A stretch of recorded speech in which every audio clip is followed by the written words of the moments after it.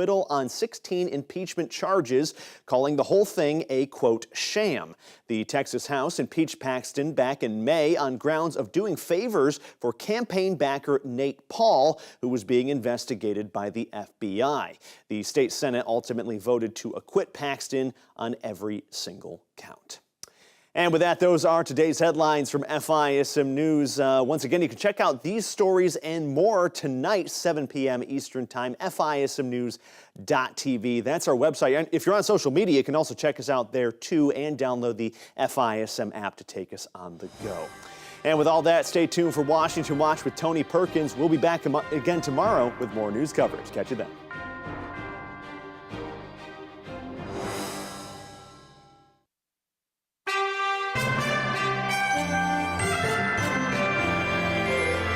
From the heart of our nation's capital, here's Family Research Council President Tony Perkins. Welcome to Washington Watch. Thanks so much for tuning in on this Monday. I hope you had an opportunity actually to tune in over the weekend and join us at the Pray Vote Stand Summit. It was a fantastic event. The information was so timely and it was infused with encouragement and spiritual insight. But if you were not able to be there or watch it, don't worry. You can still see it on demand. Go to TonyPerkins.com to find out how. FRC's Meg Kilgannon, Senior Fellow for Education Studies, was a part of several panel discussions at the summit this weekend, and she'll be joining me a little bit later in the program as we look at some of the highlights from this weekend's summit. But first, the radical people on this are really the people, the Democrats, that say after 5 months, 6 months, 7 months, 8 months, 9 months, and even after birth, you're allowed to terminate the baby. Democrats aren't saying that. I just have to. Democrats are not saying that. That was former President Donald Trump in an interview that aired on Meet the Press yesterday. The president got a lot right, but part of what he had to say is drawing criticism from pro-life leaders. Marjorie Dannenfelser with Susan B. Anthony joins me later. And get ready for the calls this week to sacrifice all concern for fiscal responsibility on the altar of political urgency. I hope and pray that Speaker McCarthy will say, hey, I'm going to throw over the far right and I'm going to put together a bipartisan effort with the Democrats and mainstream Republicans to keep the government funded. In other words, I'm going to compromise everything. That was Democrat Virginia Senator Mark Warner yesterday on Face the Nation. We're going to talk with Virginia Congressman Bob Good in just a moment about the latest on the negotiations over government funding. The 5 Americans who were being held by Iran are on their way home and will be landing in Washington, D.C. later this evening. In the meantime, the Biden administration remains on the defense over the $6 billion payment to the Iranian regime to secure the Americans' release. We're very confident that the funds, the Iranian funds that have been made more easily available to Iran as a result of the actions that we've taken, will be used exclusively for humanitarian purposes, and we have the means and mechanisms to make sure that that happens. Well, it's good that the Secretary of State, Antony Blinken, is confident because most people are not. We're going to talk with retired Army Lieutenant Colonel Robert McGinnis, a senior fellow for national security here at the Family Research Council, later on this edition of Washington Watch. The website is TonyPerkins.com. Lots of resources there for you. Our word for today comes from 2 Corinthians chapter 1. Blessed be the God and Father of our Lord Jesus Christ, the Father of mercies and the God of all comfort, who comforts us in all our tribulation, that we may be able to comfort those who are in any trouble with the comfort with which we ourselves are comforted by God. You know, comfort is a defining characteristic of God. The Greek word for comfort is parakaleo, which means coming alongside. The masculine noun is comforter, which is how Jesus referred to the Holy Spirit. Notice that Paul says God is the God of all comfort, who comforts us in all our tribulations. In other words, God will come alongside us in every difficult situation. But there's more. Look at the reason. That we might be able to comfort or come alongside others with the same comfort we receive from God. We are comforted by God so that we might comfort others. To join us in this journey through the Bible, go to frc.org/Bible or join me each morning at TonyPerkins.com. With just 8 legislative days scheduled before a possible government shutdown, House Republicans are moving toward a continuing resolution to extend current funding another month, while also enhancing spending for border security. With a House vote on this continuing resolution, or CR, as it's known on the Hill, possibly coming as early as Thursday, many conservative members of the House consider this spending plan as a mere continuation of the Biden administration's budget and policies, and are saying they cannot support such a measure. Joining me now to discuss this and more is Congressman Bob Good. He serves on the House Budget Committee and the House Committee on Education and Workforce. He represents the 5th Congressional District of Virginia. He's also a member of the House Freedom Caucus. Congressman Good, welcome back to the program. Great to see you. Hey, Tony, great to be with you. Thanks for having me once again, my friend.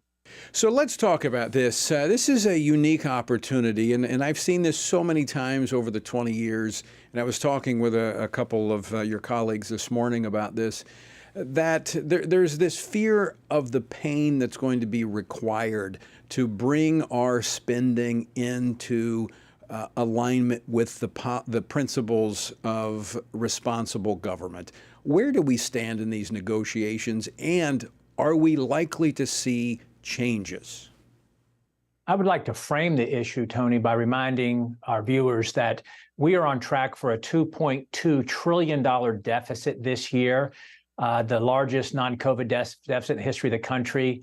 We're going to, borrow some $6,000 per, a little more than $6,000 per American citizen, not household, not taxpayer, but citizen. We're going to spend about $20,000 per citizen. Again, borrow $6,000 of that, and only $3,000 of that 20 will be to defend the country from a national security standpoint. In addition, we are knocking on the door of $33 trillion national debt, right at $100,000 per 330 million Americans. And all of this is happening, Tony, with a Republican majority.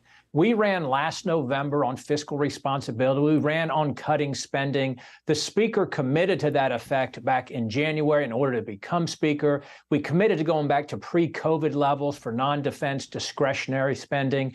Virtually all Republicans voted to that effect in April. And quite simply, the Speaker has failed to lead us.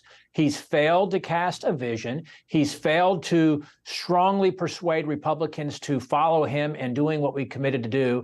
And we find ourselves here on September 18 with only having passed one of our 12 appropriations bills. Quite simply, we should pass those bills, send them to the Senate, and then Schumer can decide if he wants a Schumer shutdown again, and it's up to him whether or not he does that. We can do that close to September 30 or early into October with minimal impact on the American people, virtually no impact, quite frankly. We did it a week or two into October. That's where we should be, and that's what we should do. So, Congressman, as you mentioned, one of the 12 appropriations bills in the House has moved forward, none in the Senate. Is there time to get that done in the next week? It'll be challenging with essentially 2 weeks left, this week and next week, 10 legislative days certainly to do that. But again, it's not some dramatic thing that happens on October 1 at the start of the new fiscal year. 85% of government operations continue. Only about 15% are placed on pause. As you know, all federal workers are either paid or made whole. Essential operations continue. Most Americans won't even notice there's a shutdown unless they're watching the news reports and listening to the media and hearing the predictions of catastrophe. However, again, we could get this done a week or two into October. It takes leadership from the Speaker. And it takes heretofore undemonstrated resolve on his part to cut our spending, to lead our conference, to keep the commitments from January, to do what we said we would do in April. And frankly, Tony, what he said he would do after he caught so much criticism for the failed Responsibility Act, the basically unconditional debt ceiling increase in May, when he said, well, that's the ceiling, not the floor. We're going to really use the appropriations process to cut our spending. Right. And so far, he has failed to lead us to do that. Yeah, I recall that very clearly, that the appropriations process was where the cuts were going to take place, but we've not seen the appropriations moving forward. Now, the government shutdown, I mean, that's more of the kind of COVID scare tactics, that, the sky is falling, it's going to be disastrous. We've been through those before, and the world still rotates.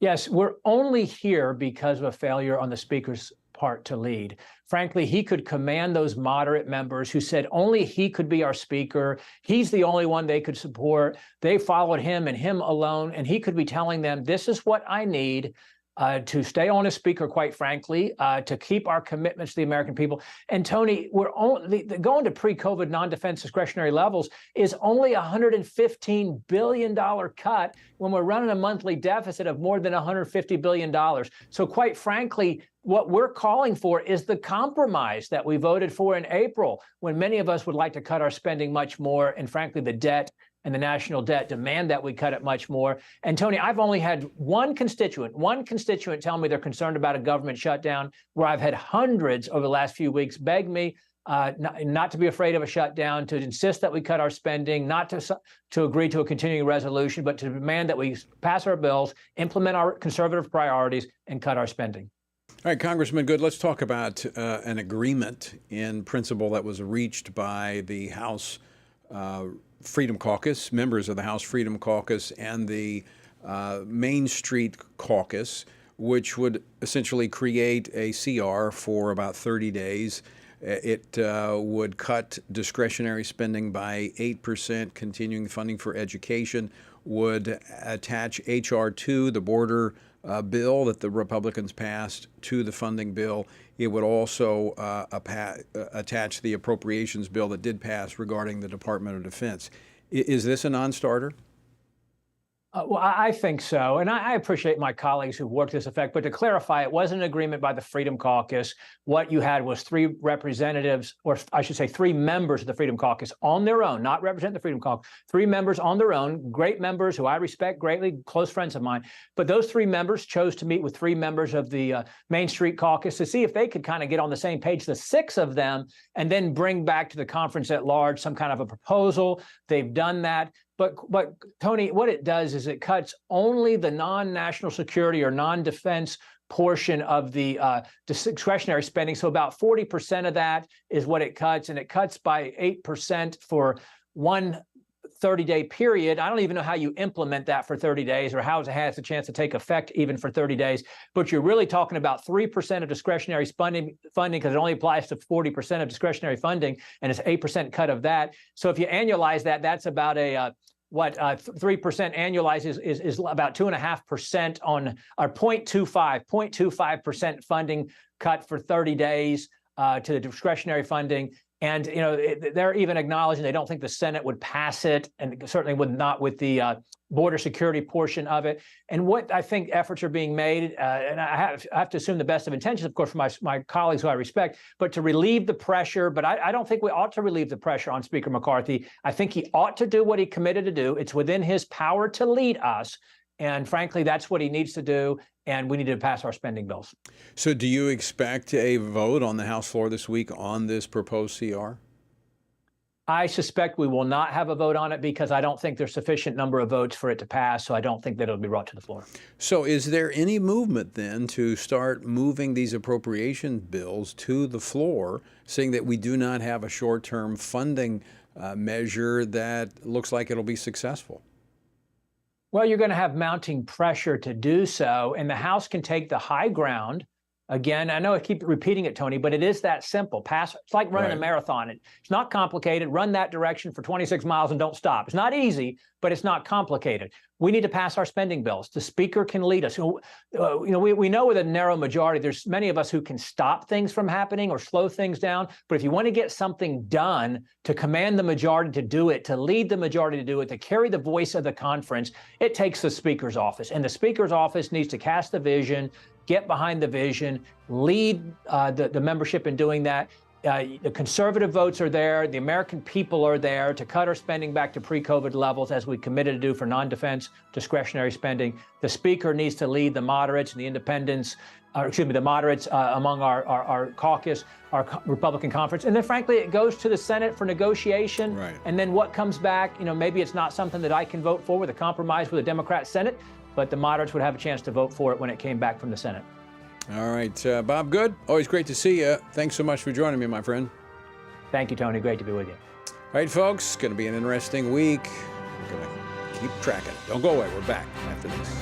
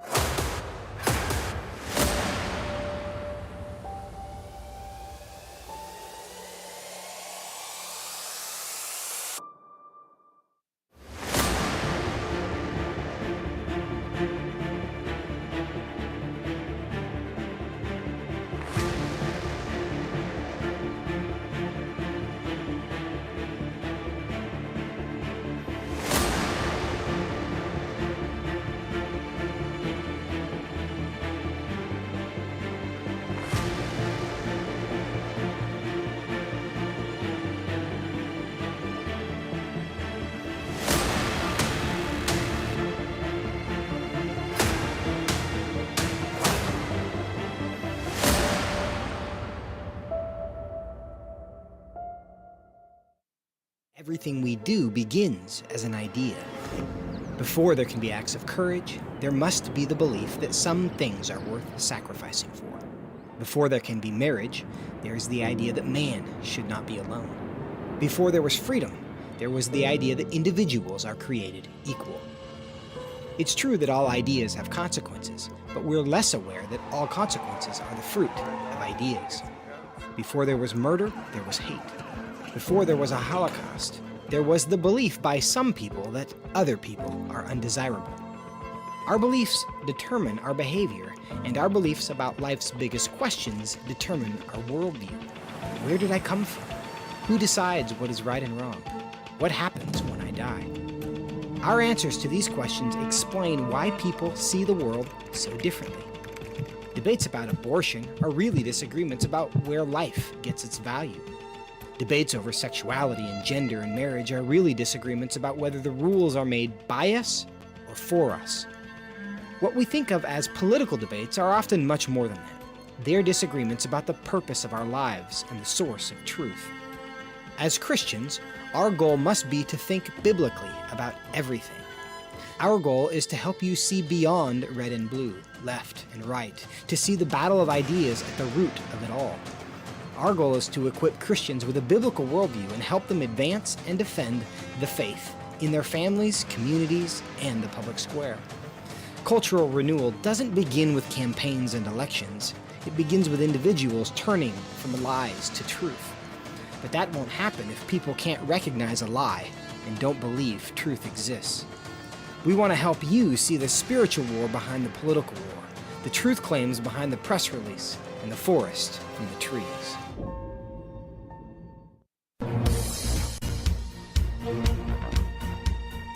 Welcome back to Washington Watch. If you missed the Pray Vote Stand Summit this weekend, you can still watch it on demand. Go to TonyPerkins.com to find out how it was a fantastic event.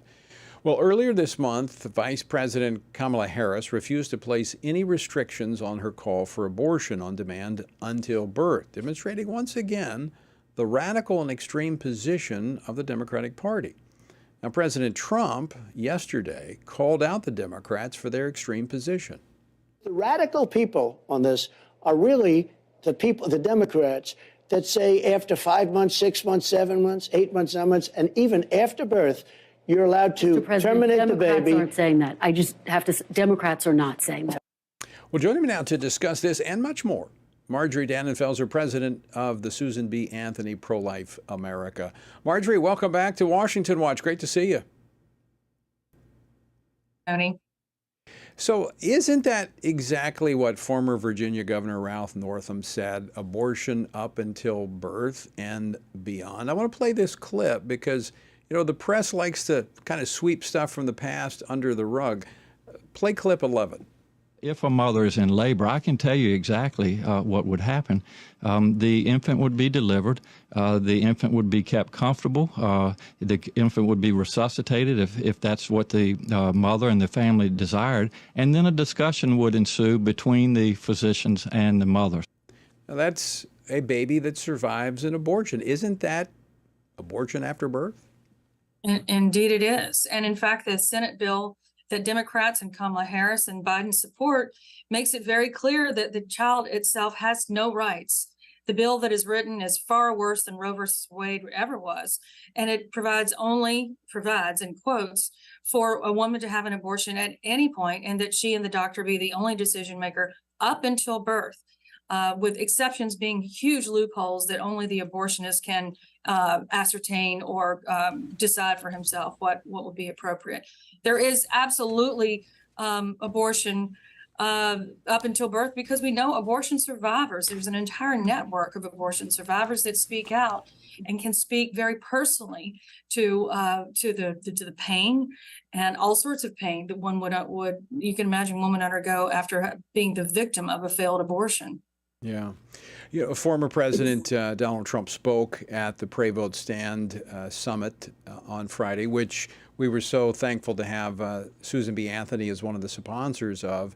And he stood there as the most pro-life president in our nation's history, and he was very clear about that. But in an interview that aired yesterday on Meet the Press. I want to play a clip of what he had to say because, quite frankly, it was a bit troubling. Play clip number 7. Now, Would you sign that? I would sit down with both sides and I'd negotiate something, and we'll end up with peace on that issue for the first time in 52 years. I'm not going to say I would or I wouldn't. I mean, DeSantis is willing to sign a 5-week and 6-week ban. Would you support that? You think that I goes think too what he did far? is a terrible thing and a terrible mistake. Your response, Marjorie? My response is that each child that lives because the line was drawn at heartbeat in Florida is a gift to this world that can never be replaced. It, of course, is not a terrible thing. It's an awesomely wonderful thing that this governor signed that bill and actually agreed to the will of Floridians, which is how this is supposed to work now.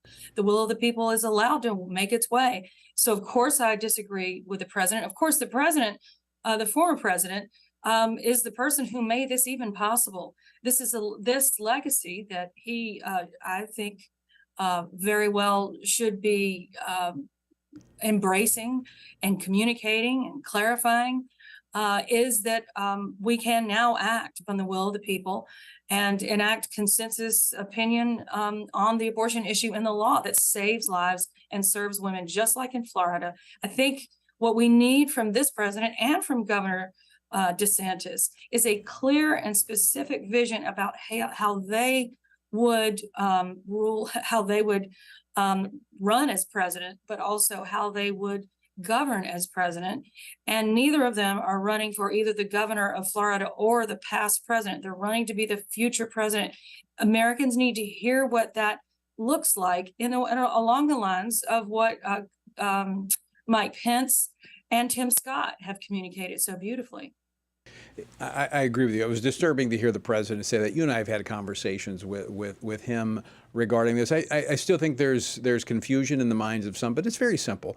The court decision gave elected officials the ability to find a consensus point and move policy forward. You and I think are in the same place. We believe all life should be protected from the moment of conception on. But that's not where everybody's at in America. But there is consensus nationally that's building around where a child feels pain and sucks its thumb around the point of 15 weeks. That's really the issue, is not restricting what the states can do more significant than that, like heartbeat, but that there's a minimum threshold for the entire country so that we're not like in league with North Korea.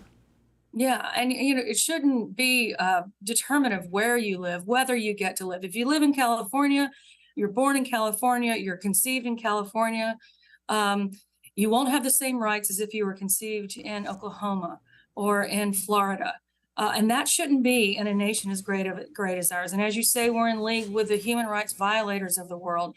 And the people that are actually putting forward that position of the nation's human rights violators of the world, like North Korea and China and their abortion law, are the Democratic Party. They are not in line with most of the country. They simply aren't, because they are not. They're for abortion rights, so-called, up until birth. And when you contrast that with 12 weeks, 6 weeks, 15 weeks, you win every single time because you're standing with a much larger crowd of people. You're standing with the majority of people, 70% when you talk about a 15-week limit. And that not only is closer to the right thing to do, but it's also the politically smart thing to do when you contrast that with an unlimited abortion position. You're absolutely correct, Marjorie. And, I love President Trump, former President Trump, and what he did for this country and for the unborn. But he has a legacy he has to build on going forward. You can't rest on that legacy. Marjorie Dannenfelser, always great to see you. Thanks so much for joining us today. Same to you. Thank you, Tony. All right. To find out more, go to the website, TonyPerkins.com. Look, we cannot rest for a moment. We have to continue to build, educate, and move forward the sanctity of life in this nation. And part of it comes at finding that point of consensus. And there is consensus. It's nearly 70% of Americans agree that a baby should not be aborted when it feels pain, it's in the womb sucking its thumb. Now, we don't stop there, but that is a consensus point right now. All right, don't go away. We're back with more Washington Watch on the other side of this break.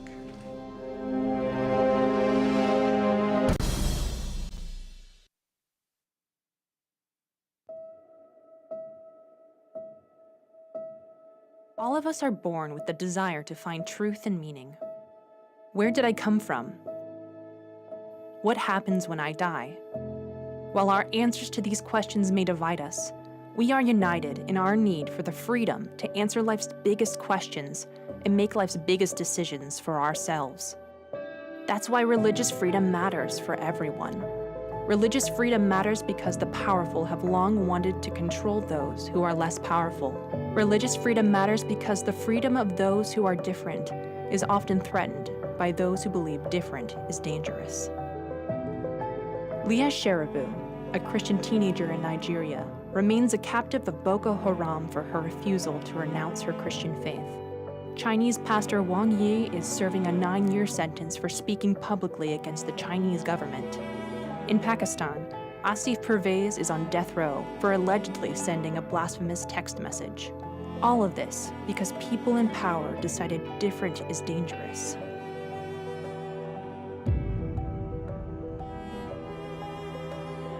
At the Center for Religious Liberty at Family Research Council, we promote religious freedom for everyone because the only alternative is religious freedom for no one. We encourage Americans and the American government to engage and advocate for the persecuted, and they do. We work every day to bring good news to the afflicted, to proclaim liberty to captives and freedom to prisoners. We do it because that's what Jesus does. We work to give freedom to others because we ourselves have been set free.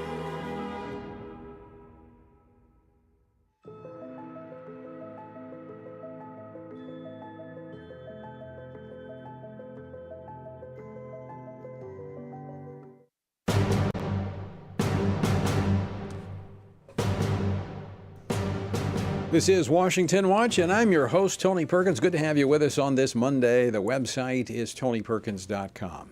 Well, 5 U.S. citizens held hostage by Iran were freed today and are expected to land in the Washington, D.C. region this evening. Their release came as part of what the White House described as a, quote, complex diplomatic deal, end quote. That not coincidentally involved the Biden administration's agreement to release $6 billion in oil assets to the Iranian regime that has been classified as the world's largest state sponsor of terrorism. I wonder what's on their shopping list with that $6 billion. Join me now to discuss this and more, retired Army Lieutenant Colonel Robert McGinnis and Senior Fellow National Security here at Family Research Council. Colonel, welcome back to the program. Well, thanks for having me, Tony. So 5 U.S. citizens are returning home. We can certainly be thankful for that. $6 billion that was exchanged to a terrorist organization. Now, the administration says it was not a payment of any kind. So what was it? Well, certainly releasing $6 billion is a payment. They did not expect to get it for free. And unfortunately, because money like that is fungible, even though the administration says that it's going to be used for food and medicine and the like, those dollars are not marked, and we can't trace them.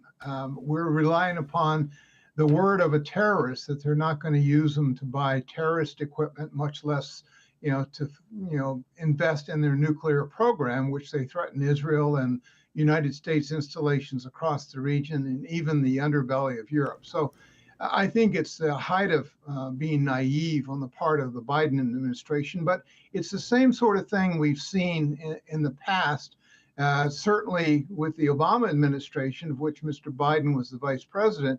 Under JCPOA, that was a disastrous deal. And today, we know from 3 European nations that just a couple days ago complained that Iran is sitting on a stockpile of 60% enriched uranium, and there's no logical civilian use for that. So what are they going to do? They're probably going to make a nuclear weapon, not only to threaten Israel, but also the rest of the world. So this is, I would argue, a disaster. Yes, I applaud the fact that those 5 Americans have freedom, and I celebrate that. But it also puts a mark on the back of every American in that region that all the the mullahs of Iran have to do is take some of us into captivity, and in the future they'll get more billions of dollars. That's the wrong message, the bad policy. I want to go to the mechanics of this. The Biden administration has repeatedly said that the U.S. Treasury will continue to monitor the accounts in Qatar and restrict the use of funds that are not used for humanitarian purposes. I mean, how are they going to do that? What levers do they have that they can pull to number one, as you said, the money is fungible. You don't know where it's going. But even if you did, how can they stop the flow of this money once it's been released? Well, the Iranians, all they have to do is a sleight of hand, Tony, and that is they'll take the $6 billion, they'll use it for things that are already in the budget that fit those descriptions, and then they, loosen up $6 billion other dollars so they can invest elsewhere. So it's just a movement of these pawns across the chessboard that will facilitate arguably more terrorism, more threats against Israel, more threats against the U.S. interests abroad. They say again, and it's difficult to follow the administration because, quite frankly, I don't trust anything that they say. But they say that this is not going to, this money, this $6 billion, number one, they say it's not U.S. tax dollars, which we understand. It is assets that were frozen with South Korea.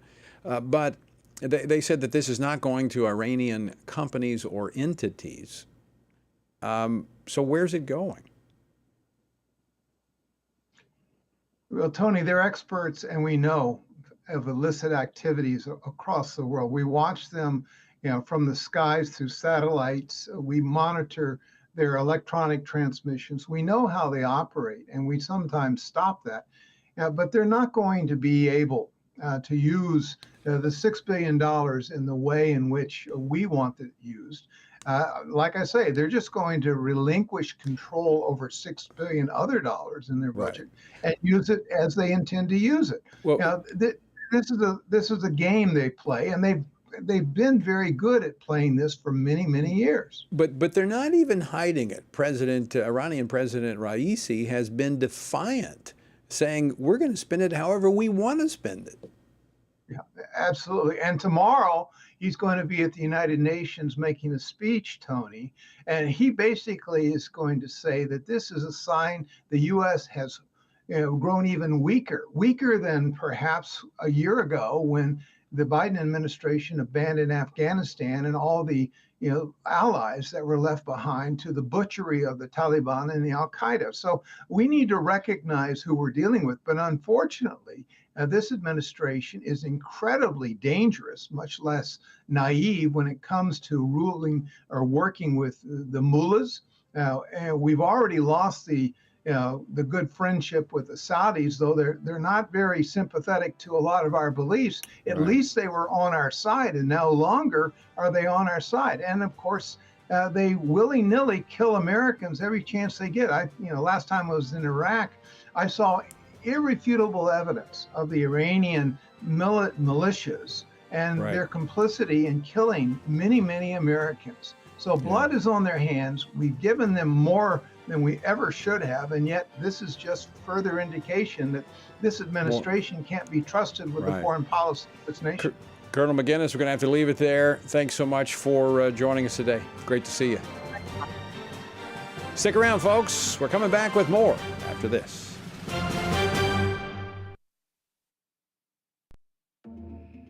The world is hurting. Streets are filled with crime. Families are broken. Sin is celebrated, and God is mocked. Everywhere we look, the wages of our sin are on full display. As Christians, we know that surrender to God's will is the solution to our biggest problems, but not everyone agrees. Even in church, we hear people say the most important thing is to be tolerant, that we shouldn't impose our morality on other people, and that loving our neighbor means celebrating what they do. But you can't do that. It's not that you don't love your neighbor, you do, but you care about God's opinion more than your neighbor's opinion, and this makes you different. In fact, sometimes it makes you feel alone, like you're the only one. But there is good news. You are not alone, not even close. Research has found that there are 59 million American adults who are a lot like you. There are millions of people around the country who are born again, deeply committed to practicing their faith, and believe the Bible is the reliable Word of God. But that's not all. They're also engaged in our government. They're voters. They're more likely to be involved in their community, and they're making a difference in elections. The problem is that a lot of them feel alone too. We want to change that. FRC wants to connect these 59 million Americans to speak the truth together, no matter the cost. If you want to learn more about this group and what it means to be a spiritually active, governance-engaged conservative, or if you want to find out if you are one of these SageCons yourself, go to frc.org/SageCon and take the quiz to find out. The world is hurting, and we have the solution. We can't do it alone, but we can do it if we work together. That's what we're working toward every day. Join us. Go to frc.org/SAGECON, SageCon, to learn more. That's SAGECON, SageCon, to learn more. I'm often asked by people, Tony, how do you stay encouraged? How do you deal with all of the stuff in Washington, D.C., the negative policies that are attacking our faith, our family, and our freedoms? Well, you want me to let you in on the secret? It's called the Word of God. And that is why the Family Research Council embarked on Stand on the Word, a 2-year journey through the Bible. It's a chronological Bible reading plan with just 10 to 15 minutes a day. In 2 years, you will have covered the entire Bible. And to go along with this, Monday through Friday, I do a morning devotional that goes along with the reading of the day. It's all designed to encourage you on this journey because the Word of God, as the psalmist said, in my affliction, here's my comfort. Your Word gives me life. That is our source of strength. To find out more, go to tonyperkins.com or frc.org/Bible. And I invite you to join me every morning for our Stand on the Word Bible devotion.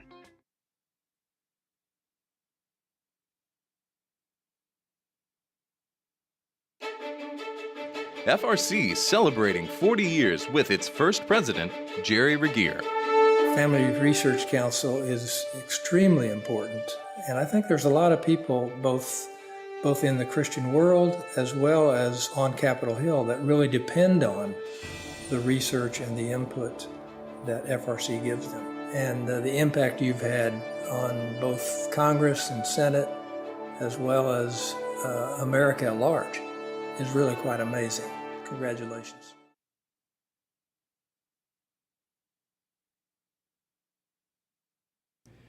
Again, that was the first president of the Family Research Council, Jerry Regier, who we actually was a part of the 40th gala this past Saturday night in Washington, D.C., and certainly honored him for his leadership role. Had an opportunity to sit down and talk with him as a part of the gala on Saturday night. And again, if you didn't get a chance to see it, go to tonyperkins.com and you can watch it on demand. It was really a great night, and I'm so grateful for the men and women who for 40 years have been a part of the Family Research Council, championing the kingdom of God by advancing faith, family, and freedom in our country's policies. I want to tie up a couple of things before I go to my next guest. We kind of running up to the end of the segment with Bob there with Colonel McGinnis. The Iranian president, as he mentioned, is going to be at the United Nations this week, and I have no doubt that he's going to repeat his claim at the United Nations that he'll spend this money however he wants. I doubt President Biden, when he's there, is going to voluntarily bring this issue up, but I have no doubt that his administration will repeat their talking points, saying that they'll clamp down on this, they'll restrict it, they'll do all this, they'll hold them accountable. You want to know who I will believe? It's going to be the one speaking Farsi. I just do not trust this administration. First off, I don't see how they're going to be able to do it. It's just like Planned Parenthood. We've made this analogy before, but Planned Parenthood gets Title X funding. That's family planning. And this was a big issue because we were able to get the Trump administration to put in place what's called the co-location rule, which means you can't do abortions and family planning in the same facility because your overhead's covered. The money's fungible. You can use it. You can move money around. Yeah, maybe it doesn't pay directly for abortion, but it pays for everything else. Same thing here. Yeah, it's going to be used for humanitarian purposes. Yeah, so they can then take the money that they were already going to have to earmark for essential items and use it to fund other terrorist activity. As Colonel McGinnis said, this administration is dangerous. And I want to go back prior to that with my conversation with Marjorie Dannenfelser, with Susan B. Anthony for Pro-Life America, a great partner on the life issue. And I'm going to be very clear about this, and I've communicated, I think the president is wrong on this. I do not think he should, I think he's confused. He should not be going after states that are moving forward with consensus policy to protect the unborn. Now, I know that there are some in the pro-life movement that feel like, we've just got to throw deep. Look, I think we got to a point where Roe was overturned because we took an incremental approach and we brought the American people along. I was criticized years ago when I authored one of the first abortion clinic regulation acts in the nation. But we brought people along. We humanized the unborn. And we reached a point last year where the court finally readdressed this issue. Now, there's a lot of work to be done, but I think what worked in the past should be the pattern for what we do in the future, continuing to build consensus. And there is consensus building over a national threshold of when a child feels pain, when it's sucking its thumb. It's not where I want to stop. I'll be very clear. I'm not hiding it. I want to go all the way to the point where at the moment of conception, but we're not there yet. Some states are, and they can continue to do that. Oklahoma can do that. Louisiana, my home state, they can go further. Florida can go further. Ohio can go further under a pain bill. That's just a national minimum standard. I do think that's the way forward. I think President Trump needs to come around to that point. I think all the Republican candidates need to come around to that point as a minimum. Anyway, that's where I stand. All right, back to the Pray Vote Stand Summit that we had this weekend in Washington. In addition to featuring presidential candidates and Washington leaders, the Pray Vote Stand Summit offered panel discussions highlighting subjects of concern for Christian voters, including powerful dialogues on the topics of education and the whole LGBTQ agenda, particularly transgender indoctrination. And what we see here is a clear attack to push radical gender ideology in the classroom, destroy American history, and take all rights away from parents. That's what's going on. But we have to continue the fight. We have to win this war for our kids' souls, for our kids' minds. That was Ryan Walters, Oklahoma State Superintendent of Public Education. Let me just tell you what, that's one of the reasons I'm encouraged. Now, not only am I a graduate of the public schools in Oklahoma, that's where I grew up, but what's happening, what we've seen, and you've heard other superintendents of education on this program in the last year and a half, that didn't happen before. Well, why is that happening? Because conservatives are running and getting elected to these positions. They're running and getting elected to school boards. Good things are happening because people are praying, they're voting, and they're standing for truth. Joining me to review the many highlights from this weekend is FRC Senior Fellow for Education Studies, Meg Kilgannon. Meg, welcome back to Washington Watch. Thanks so much, Tony. It was such an amazing weekend. It was really, really a great weekend and a wonderful celebration of 40 years. Let's talk about the, this was, I've heard this over and over, talking to actually Pastor Jack Hibbs called me this morning before he caught his flight out of D.C., just saying that, this was a wonderful intersection of faith and policy, unlike anything we've seen before, where the whole spiritual biblical perspective was infused in every conversation. that is the difference that we bring to Washington, Tony, is that our policies and our positions are founded on moral truth. They're founded on biblical principles. They're rooted in the natural law. And so when we're voicing these positions on issues, whether it's in Washington, D.C., or it's happening on a school board, for example, when a Christian is on a school board, you're starting a conversation at a point where you're starting from the truth, the correct position. And so whatever sort of negotiating you have to do after that point is much more fruitful for everyone, because you haven't given away the store at the outset by trying to be nice or couch your terms or, make things seem more pleasant to people. And it's not that the truth is unpleasant, it's just uncomfortable for people who lie, right? And so when you have people on school boards and serving in public office who are willing to stand for what is true and stand on biblical principles, we're all going to be better off in the end. Yeah, and we had some reporters kind of roving around through the summit the weekend, and they were kind of taken aback by the spiritual, biblical emphasis. Yes, I think they were, and I hope that God is a great God, and maybe some hearts were moved. We never know what little seed might have been planted by simply having all the press there and able, there were parts that they probably had to listen to that they maybe hadn't heard in a while. I don't know. But the spiritual aspect of the event really is what is so unique about Family Research Council and so desperately needed in all of the policy areas that we cover, whether it's in federal policy, at the state level, at the school board level.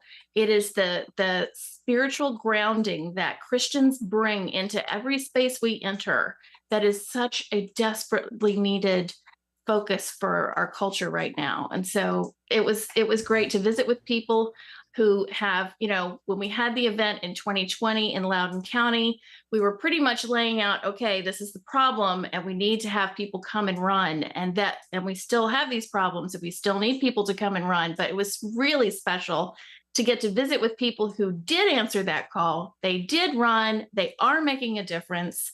And, children and families will be the beneficiaries of that. And the other thing, it was not just parents and activists, as great as that was. It was encouraging to see, because there was a level of engagement, and also several people asked me about this, and I was trying to describe it, but a sense of not panicked urgency, but a sense of timing, that this is the time in which we, the nation really hangs in the balance. And again, not anxious, right. But really kind of a confidence as we focus in on the source of our strength. This was repeated often, and it was very encouraging to me to see the number of people that went to Ephesians chapter 6, talking about various aspects of the discussion, but one being that the source of our strength is in the Lord. And that gives us confidence even in the face of great conflict and challenges. But we also saw, Meg, a number of elected leaders who are right there at the tip of the spear and unapologetically leading forward from that same position of strength in their faith in the Lord Jesus Christ. Right. And, the example that you played at the top of the segment with Ryan Walters, he's just a fearless leader in a very red state like Oklahoma that protects life from abortion from conception to natural death. Right. So that is a great state. Obviously, their values are in line with biblical values, and that's reflected more in their government. Then you had Sonia Shaw from California, who is dealing with an incredibly challenging situation there. And she is just leading with the quiet determination and the profound faith that she has, that she brings into the school board room. And she was that school board was the first one in California to pass parental protections that said that if a student identifies as transgender or has a gender identity issue or wants to be called another name, that the school must notify the parents. And so you've seen there are now, I think, 7 or 8 school boards who've passed similar policies. And some of them are not as strong as the one that Sonia and her board passed. But the point is, there's momentum. With Sonia, I just want to state that because she came up to me and talked to me a couple of times. And this is for our viewers and listeners, because many of you signed a prayer pledge for her, which we delivered when we were out in California for our dinner out there. But she came up to me and she said, I cannot tell you how impactful that was. I mean, in fact, her brother came up and talked to me about it. She said, it's on my nightstand. And she says she looks through it and she finds encouragement. So folks, I think, well, what difference can I make? I just want you to know, simply by responding, when we ask you to respond, we don't do that for no reason, but we do it with intentionality. That has encouraged her to continue in her stand, knowing that there are thousands of Americans out there across this country that are praying for her. So we all have a role to play. And of course, Meg, that was one of the things that came forth this weekend, is that we all can take our place on the wall to rebuild the walls of this nation. But before we run out of time, I want to ask you this question. What was a highlight for you, 1 or 2 highlights from this weekend for you?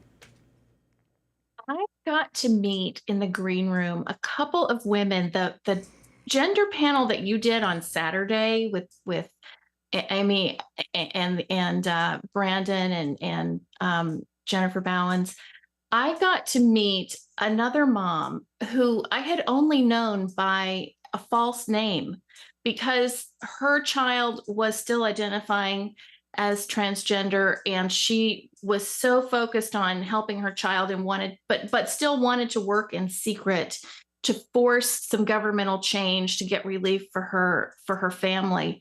And meeting those 2 women who I had only known by code names, and seeing that now they are able to speak out boldly and under their own names. I mean, that was really a highlight for me, and the engagement with the people. We have the best people, all of the folks that come, they're just wonderful and so talented, very impressive careers, very impressive prayer lives and faith witnesses. It's just wonderful to engage with them. It was and to know that they're praying for us as we do our work here, and we're praying for them. I mean, it's just a really wonderful community. It was and to think that this has been the case for 40 years. I mean, it's no wonder Roe v. Wade is overturned now, right? And we are making a difference.